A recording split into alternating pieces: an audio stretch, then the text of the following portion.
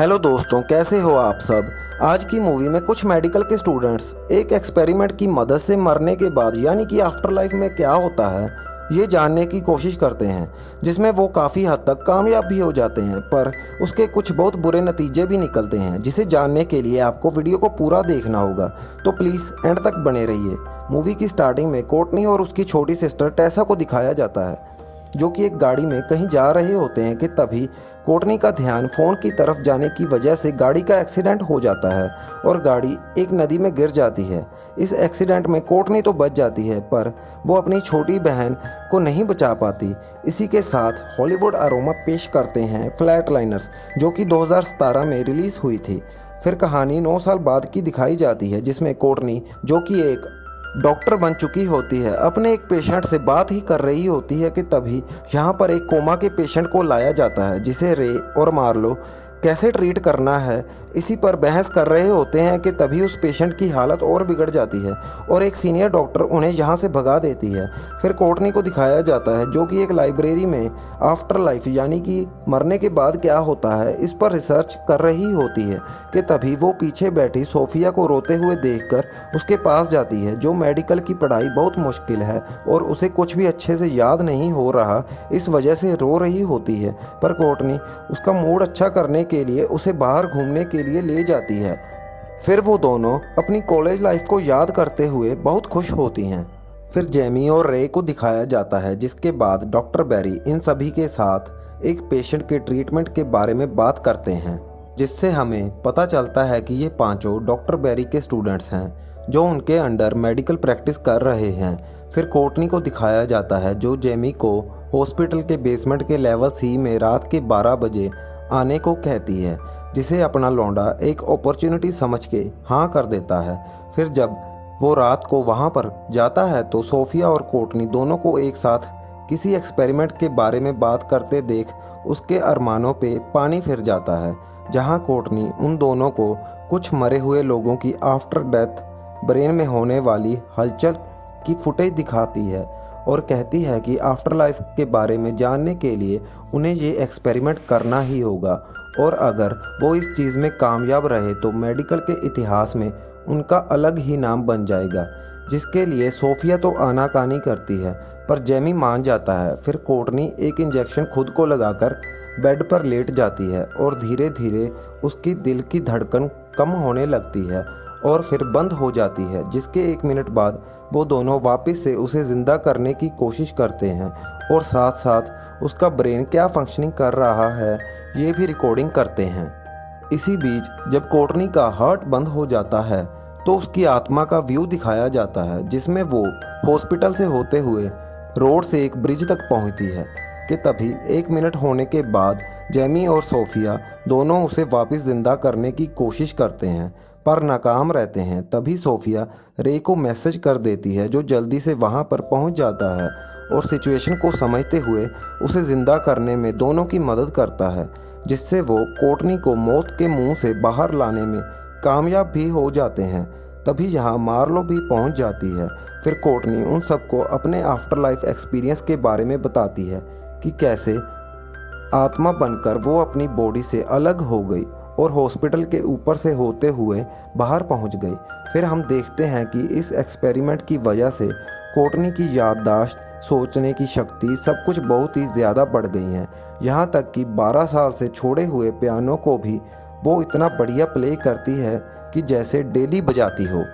कोर्टनी की बढ़ी हुई पावर्स को देखते हुए जेमी भी खुद पर यह एक्सपेरिमेंट करने का तय करता है, जिसे फ्लैट लाइनिंग कहते हैं, और मूवी में खुद पर यह एक्सपेरिमेंट करने वालों को फ्लैट लाइनर्स कहा गया है, इसलिए मूवी का नाम फ्लैट लाइनर्स है। खैर, फिर कोर्टनी के घर का सीन दिखाया जाता है, जिसमें वो अपने बालों पे ड्रायर मार रही होती है कि तभी उसे अपने बाथरूम में किसी के होने का एहसास होता है,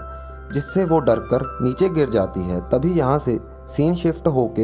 हॉस्पिटल का दिखाया जाता है, जहाँ जेमी पर भी यही एक्सपेरिमेंट किया जा रहा होता है, जिसमें जब उसका हार्ट बंद होता है तो आत्माओं की दुनिया में जब वो खुद को पाता है तो वहाँ उसे अपनी गर्लफ्रेंड और उसका घर दिखाई देता है। इससे पहले कि वो कुछ और देख पाता उसको होश आ जाता है। फिर ये सभी रात को कोर्टनी के घर में अपना एक्सपेरिमेंट कामयाब होने की खुशी में पार्टी करते हैं। यहाँ हम मार्लो और रे के बीच में एक दूसरे को पसंद करने वाली केमिस्ट्री भी देख पाते हैं। और जब मार्लो रे को अगला फ्लैटलाइनर बनने के बारे में पूछती है तो वो सीधा मना कर देता है, क्योंकि वो शुरू से ही इस एक्सपेरिमेंट का हिस्सा नहीं बनना चाहता था।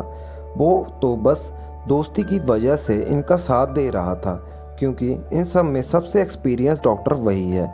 इस एक्सपेरिमेंट की वजह से जेमी की भी ब्रेन पावर काफ़ी हद तक बढ़ जाती है, पर उसे भी अब वही लड़की की आत्मा रोड पे दिखाई देती है, जिसे एक बार तो वो इग्नोर करके वहाँ से चला जाता है। रात में अब मार्लो की बारी थी एक्सपेरिमेंट के लिए, तो जब सोफिया भी रात को एक्सपेरिमेंट के लिए हॉस्पिटल जाने लगती है तो उसकी माँ उसे जाने नहीं देती। अरे इसकी माँ तो इसकी फ़िक्र करती है, इसलिए आधी रात को इसे घर से जाने नहीं दे रही, पर यह पागल औरत मुंह फुला के अपने कमरे में चली जाती है। उधर एक्सपेरिमेंट में मार्लो खुद को ज़्यादा काबिल समझती है, इसलिए वो कहती है कि उसको ज़िंदा करने की प्रोसेस 3 मिनट बाद शुरू की जाए, ताकि वो आफ्टर लाइफ को अच्छी और गहराई से समझ सके। ना समझ लड़की, अरे इन लोगों ने तो मरने के बाद इंसान को ज़िंदा करना मजाक ही बना दिया है। खैर, आफ्टर लाइफ में अपनी लाइफ की अच्छी यादों के बाद उसे अपना एक पेशेंट साइरस दिखाई देता है, जिसे जेलीफिश के डंक मारने की वजह से हॉस्पिटल लाया गया था, पर मार्लो द्वारा गलत दवाई दे देने की वजह से उसकी मौत हो गई और किसी को इस बारे में कभी पता ही नहीं चला। फिर वो खुद को जेलीफिश से भरे हुए तालाब में पाती है। इससे पहले कि उसके साथ कुछ और बुरा होता, रे अपनी पूरी जी जान से कोशिश करते हुए उसे ज़िंदा कर लेता है। फिर वो सभी हॉस्पिटल की छत पर जाकर इस बारे में बात कर ही रहे होते हैं कि तभी पता नहीं कहाँ से सोफिया भी यहाँ आ जाती है और उनसे अभी इस एक्सपेरिमेंट को उस पर करने के लिए कहती है, ताकि वो भी बाकियों की तरह इंटेलिजेंट बन सके। पर रे इस एक्सपेरिमेंट को सोफिया के ऊपर करने के लिए मना कर देता है। बाकी सभी राज़ी होते हैं तो उसे भी मजबूरन मानना ही पड़ता है। और जब वो सोफिया पर एक्सपेरिमेंट कर रहे होते हैं तो तभी उन्हें एलिवेटर की आवाज़ सुनाई देती है।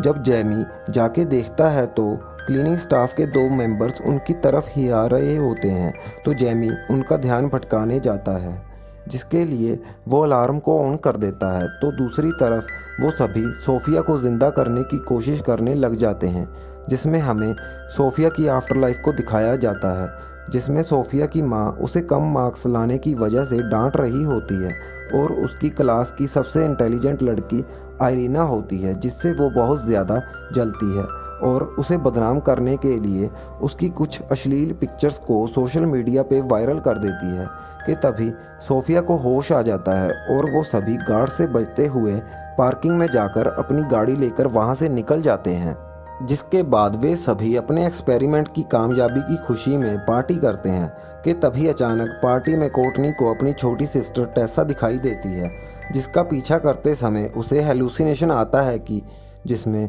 वो अपने एक्सीडेंट वाली गाड़ी देखती है और उस गाड़ी में उसे टेसा की लाश दिखाई देती है, जो एकदम से उठकर उसे डरा देती है। कि तभी एक गाड़ी का अलार्म बजने के कारण वो अपने हेलुसिनेशन से बाहर आ जाती है। फिर अचानक ही सोफिया को पता नहीं क्या हो जाता है कि वो जेमी को अपने साथ अपने घर ले जाकर उससे गुलू गुलू करना शुरू कर देती है, जिसकी आवाज़ें उसकी माँ भी सुन लेती है। और जेमी के जाने के बाद जब वो सोफिया को इस चीज़ के लिए डांटती है तो वो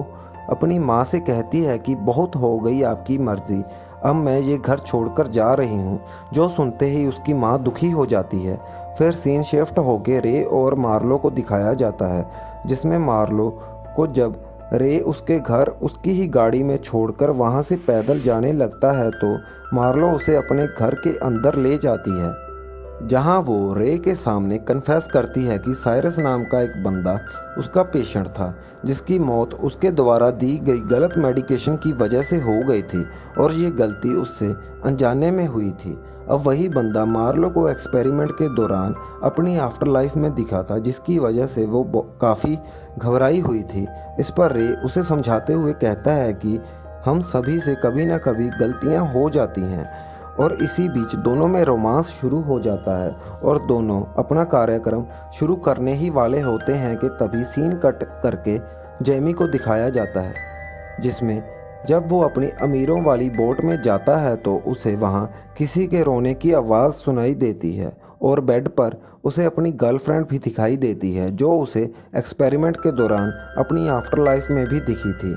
जो एकदम से गायब भी हो जाती है। फिर उसे सोफे के अंदर से किसी बच्चे की रोने की आवाज़ सुनाई देती है, जिसे वो जब सोफ़ा खोलकर चेक करता है तो वहाँ भी उसे कपड़े के नीचे एक बच्चे की झलक दिखाई देती है जो कपड़ा उठाते ही गायब हो जाता है। ये सब उसके साथ क्या हो रहा है वो इस चीज़ को अभी कैलकुलेट कर ही रहा होता है कि तभी उसका फ़ोन बजता है और फ़ोन पे कोर्टनी होती है जो अपने घर पहुंची ही होती है और उसे कहती है कि उसे अपनी मरी हुई बहन दिखाई दे रही है। ये सुनते ही जेमी उसे कहता है कि तुम घबराओ नहीं, मैं अभी तुम्हारे पास आता हूँ। जिसके बाद कोर्टनी जब अपने घर के अंदर जाती है तो वहाँ उसे पैरानॉर्मल घटनाओं का एहसास होता है और वो अपने फ़ोन में अपनी वीडियो रिकॉर्ड करने लग जाती है, जिसमें वो कहती है कि ये सब एक्सपेरिमेंट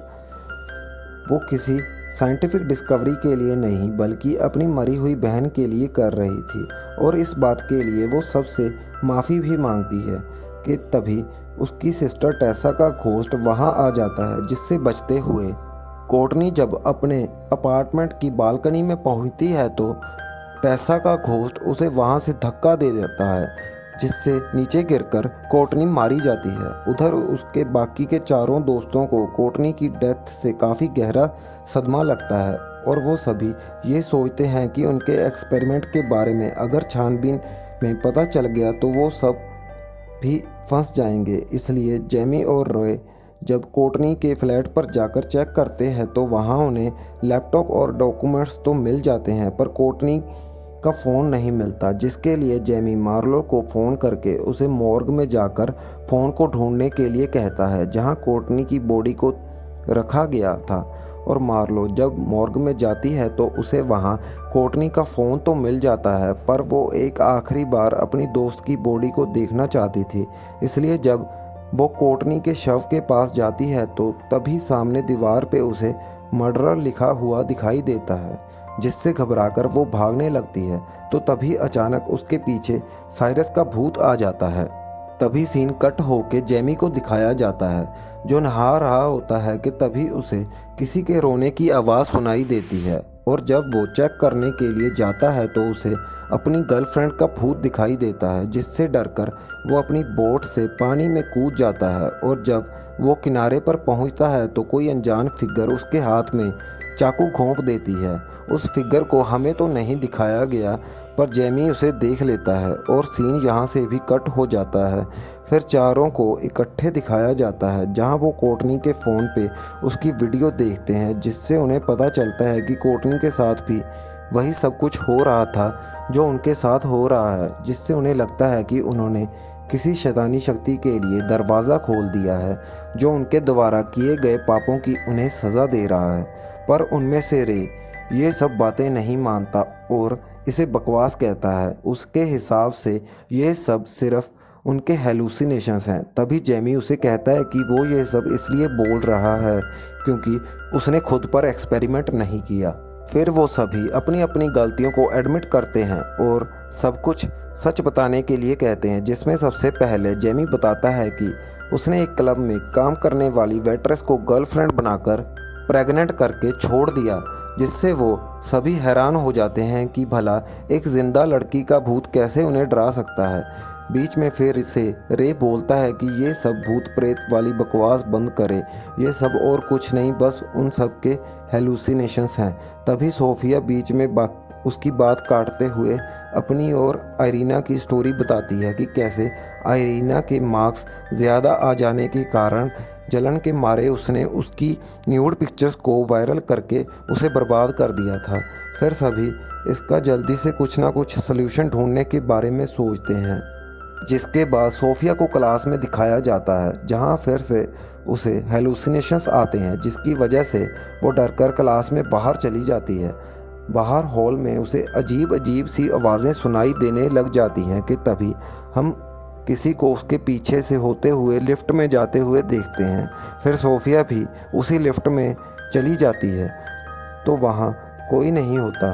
और लिफ्ट का दरवाज़ा अचानक से बंद होकर लिफ्ट तेज़ी से नीचे जाने लगती है और नीचे जाकर जब दरवाज़ा खुलता है तो अचानक से ही आइरीना का भूत उसके सामने आ जाता है और घबराकर जब वो पीछे मुड़ती है तो वो खुद को हॉस्पिटल में ही पाती है, जिससे हमारे लिए यहाँ पर एक कन्फ्यूजन सी क्रिएट हो जाती है कि ये सब सच में हो रहा है या सिर्फ हेलुसिनेशंस हैं। उधर दूसरी तरफ मार्लो जब अपने घर पर जाती है तो उसे वहाँ रे मिलता है, जिसे ये पता चल गया था कि मार्लो के पेशेंट साइरस की मौत की असली वजह के बारे में मार्लो ने किसी को नहीं बताया था। यहाँ तक कि उसने ऑटोप्सी रिपोर्ट में भी बदलाव कर दिए थे और सबको ये लगा कि साइरस की मौत जेलीफिश के डंक की वजह से हुई थी, ना कि मार्लो द्वारा दी गई गलत दवाई की वजह से। और ये उसे कहता है कि उसे ये सच्चाई हॉस्पिटल के डीन को बता देनी चाहिए, जिसके कारण दोनों में झगड़ा हो जाता है क्योंकि मार्लो को ये डर था कि इससे उसका करियर ख़त्म हो जाएगा। यह सुनकर रे वहाँ से चला जाता है। सोफिया भी इन सब से बहुत ज़्यादा डर चुकी होती है, इसलिए वो अपनी कॉलेज फ्रेंड आइरीना के बारे में पता करती है और जहाँ वो काम करती है वहाँ जाकर उससे अपने किए गए काम के लिए माफ़ी मांगती है, जिस पर वो उसे माफ़ कर देती है, जिससे सोफिया के मन से एक बहुत बड़ा बोझ उतर जाता है और उसे लगता है कि शायद अब ये सब डरावनी चीज़ें उसके साथ होना बंद हो जाएं। उधर जैमी भी अपनी फ्लैट लाइन में दिखने वाली लड़की अलीशा के पास जाता है, जहां उसे अपना बेटा भी उसके साथ मिलता है, जिसे अलीशा अकेले ही पाल रही थी। फिर वो उससे माफ़ी मांगता है और हमेशा उसका ख्याल रखेगा ये कहता है। इसके बाद आगे क्या हुआ ये ना दिखाकर सीधा मार्लो को दिखाया जाता है, जो सपने में साइरस को देखकर बहुत बुरी तरह से डरकर नींद से जाग जाती है और रे को एक मैसेज करती है जिसमें ये लिखा होता है कि वो ये सब ख़त्म करने जा रही है। जिसके बाद रे बाकियों के साथ हॉस्पिटल में अपने एक्सपेरिमेंट करने वाले रूम में पहुंचता है, जहां वो देखता है कि मार्लो उसी एक्सपेरिमेंट की मदद से आफ्टर लाइफ में जा चुकी है। फिर वो सभी उसे ज़िंदा करने की कोशिश करने लग जाते हैं। उधर मार्लो को जब अपनी फ्लैट लाइन में होश आता है तो साइरस का भूत उसे एक स्ट्रेचर पर ले जा रहा होता है और पानी में डुबाकर उसे मार देता है। उधर रे और बाकियों को भी लगता है कि मार्लो अब मर चुकी है, अब कुछ नहीं हो सकता, पर रे मार्लो से बहुत प्यार करता था, इसलिए उसे बचाने के लिए एक इंजेक्शन उसके सीने में लगाता है, जिससे फ्लैट लाइन में मार्लो को होश आ जाता है और एक अदृश्य ताकत उसे अपनी ओर खींचने लगती है। तभी कोर्टनी की स्पिरिट भी वहां आकर उसे कहती है कि तुम्हें खुद को माफ़ करना होगा, जिसके बाद रियल में भी मार्लो को होश आ जाता है और वो वापस से ज़िंदा हो जाती है, जिससे सभी की जान में जान आती है। फिर जैमी उनको कहता है कि अब वो एलए नहीं जाएगा और यहीं पर अपनी गर्लफ्रेंड अलीशा और अपने बेटे के साथ रहेगा, जिससे हमें पता चलता है कि उसकी गर्लफ्रेंड ने भी उसे उसकी गलती के लिए माफ़ कर दिया है। और मार्लो भी हॉस्पिटल के डीन को साइरस की मौत का सारा सच बता देती है और ख़ुद को माफ़ कर देती है और कोर्टनी के लैपटॉप जिसमें उस एक्सपेरिमेंट के सारे सबूत होते हैं उसे भी नदी में फेंक देती है। फिर चारों कोर्टनी की याद में एक रेस्टोरेंट में पैग लगाते हैं और यहाँ पे ये मूवी ख़त्म हो जाती है।